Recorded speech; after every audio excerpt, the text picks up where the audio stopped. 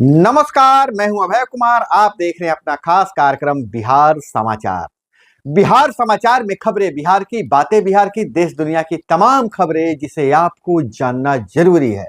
बिहार समाचार में हम खबर लेते हैं सत्ता के गलियारों से, पंचायत की गलियों से और गांव के चौपालों से। तो बिहार समाचार में ब्रेकिंग न्यूज हम दे रहे हैं कि केंद्र सरकार ने 8वां वेतन आयोग बनाने की मंजूरी दे दी है। 2026 से लागू होगा। यह बहुत बड़ी खबर है। सरकारी नौकरी वालों का वेतन में इजाफा होगा। 10 गुना तक उनका वेतन बढ़ सकता है। जैसे ही केंद्र सरकार में यह लागू होगा, बिहार सरकार पर भी इसे लागू करने का दबाव बन जाएगा और 8वां वेतन आयोग लागू हो जाएगा। तो यह बहुत बड़ी खबर सामने निकल कर आ रही है। और वहीं बीपीएससी कैंडिडेट और बीपीएससी री एग्जाम को लेकर अनशन पर बैठे प्रशांत किशोर ने, जन सुराज के संस्थापक प्रशांत किशोर ने अनशन समाप्त कर दिया है और कहा है कि अनशन समाप्त हुआ है लेकिन आंदोलन जारी रहेगा। और वहीं नीतीश कुमार को कह रहे हैं उनका मेडिकल रिपोर्ट जारी किया जाए। इस खबर पर भी हम नजर बनाए हुए हैं और डालेंगे।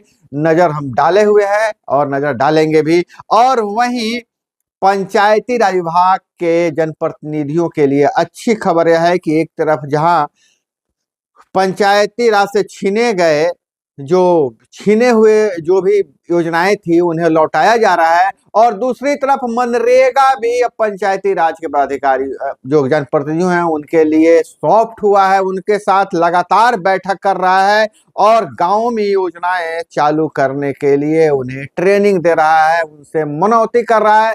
तो पंचायती राज विभाग के, पंचायती राज के जितने भी जनप्रतिनिधि हैं, वार्ड सदस्य हों, मुखिया हों और चाहे पंचायत समिति सदस्य हों, सभी को अब योजनाएं दी जाएगी। मनरेगा से ज्यादा योजनाएं देने की क़यादत शुरू हो चुकी है।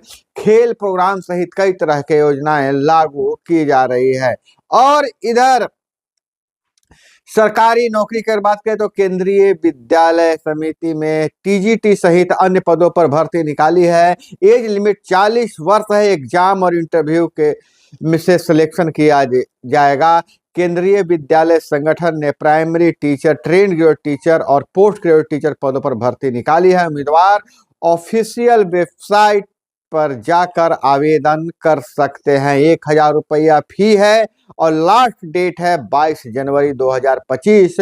वहीं एसबीआई में 600 पदों पर भर्ती के लिए आवेदन की आखिरी तारीख का ऐलान हो चुका है। ग्रेजुएट लोग तुरंत करें apply. State bank of India SBI में प्रोफेशनली ऑफिसर के पदों पर भर्ती निकली है। इस भर्ती के लिए यानी 16 जनवरी को आवेदन की आखिरी तारीख थी, लेकिन इसे अब बढ़ा दिया गया है। उम्मीदवार ऑफिशियल वेबसाइट पर जाकर आवेदन कर सकते हैं।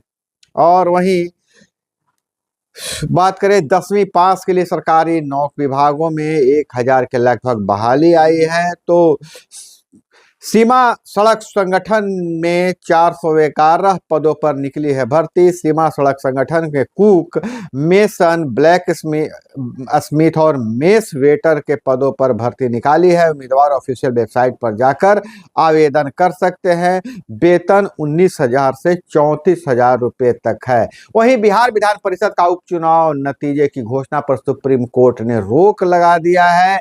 गुरुवार को घोषित होगा नतीजा। जदयू के ललन प्रसाद हैं इकलौते प्रत्याशी और विधान परिषद की सदस्यता समाप्त की गई थी सुनील कुमार की, उसके बाद यह चुनाव हो रहा था, लेकिन सुप्रीम कोर्ट ने रोक लगा दिया है। अगर यह रोक नतीजों पर नहीं लगता तो ललन प्रसाद का चुना जाना तय था। और इधर बिहार की खबरों की अगर बात करें तो राहुल गांधी के आने से पहले हटाए गए कांग्रेस के पोस्टर। पटना में राहुल गांधी के पहुंचने के 48 घंटे पहले कांग्रेस की ओर से लगाए गए पोस्टर हटा दिए गए। राजधानी में पार्टी की ओर से नेता प्रतिपक्ष के आगमन को लेकर सैकड़ों पोस्टर लगाए गए थे। नगर निगम ने उन पोस्टरों को आज हटा दिया है।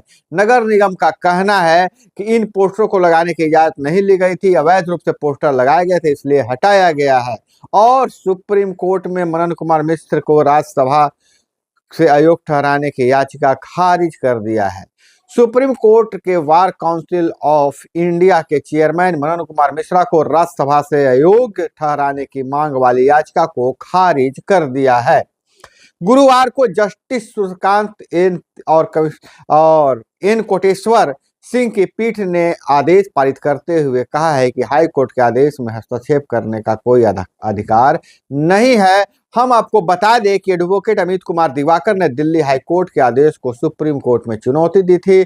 दिवाकर ने हाई कोर्ट में याचिका दायर कर आरोप लगाया था कि मिश्रा काउंसिल के अध्यक्ष पद पर है, वह वैधानिक निकाय है, उस पद पर रहते हुए राज्यसभा के सदस्य के रूप में कार्य नहीं कर सकते हैं। वहीं नालंदा में संदिग्ध हालत में एसआई की मौत ड्यूटी के बाद बैरक में सोए थे। अब इधर शिक्षा विभाग से जो खबर निकलकर सामने आ रही है, शिक्षा विभाग ने ट्रांसफर पोस्टिंग की प्रक्रिया शुरू कर दी है और एससीएसएस सिद्धार्थ 10,000 से ज्यादा शिक्षकों का man to man case to case study करने के बाद ट्रांसफर करेंगे।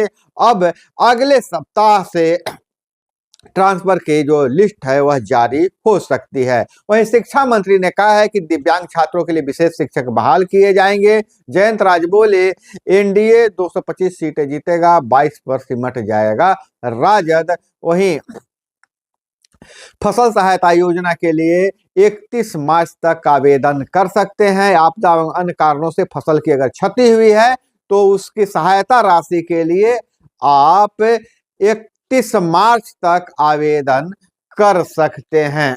और नीट यूजी 2024 में पूर्णिया में फर्जीवाड़ा, सीबीआई ने एक और केस दर्ज किया है। और वहीं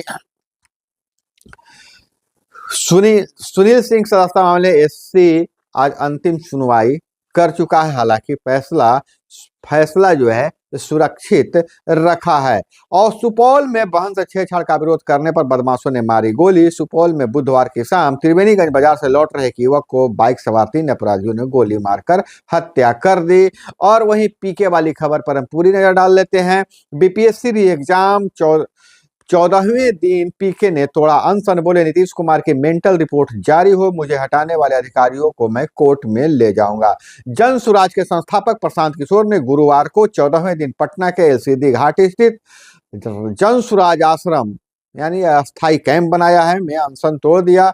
बीपीएससी कैंडिडेट ने जूस पिलाकर उनका अनशन खत्म करवाया। प्रशांत किशोर ने जन सुराज आश्रम में पहले गंगा नदी में स्नान किया, फिर बापू को प्रणाम किया। इसके बाद हवन पूजन कर मंच पर पहुंचे। बीपीएससी 17वीं पीटी परीक्षा रद्द करने की मांग को लेकर पीके 2 जनवरी की शाम से अनशन पर थे। तबीयत बिगड़ने के बाद उन्हें 7 जनवरी को मेदांता अस्पताल के आईसीयू वार्ड में एडमिट कराया गया था। 11 जनवरी यानी शनिवार को शाम पीके को अस्पताल से डिस्चार्ज किया गया है। और वहीं प्रशांत किशोर ने कहा है कि नीतीश कुमार का मेंटल रिपोर्ट उनकी पार्टी जारी करे। और उन्होंने कहा है कि उन्होंने जहां से हटाया है, गांधी मैदान से हटाया, लेकिन गंगा मां के गोद में मैं बैठ चुका हूं, अब यहीं से आंदोलन जारी रहेगा।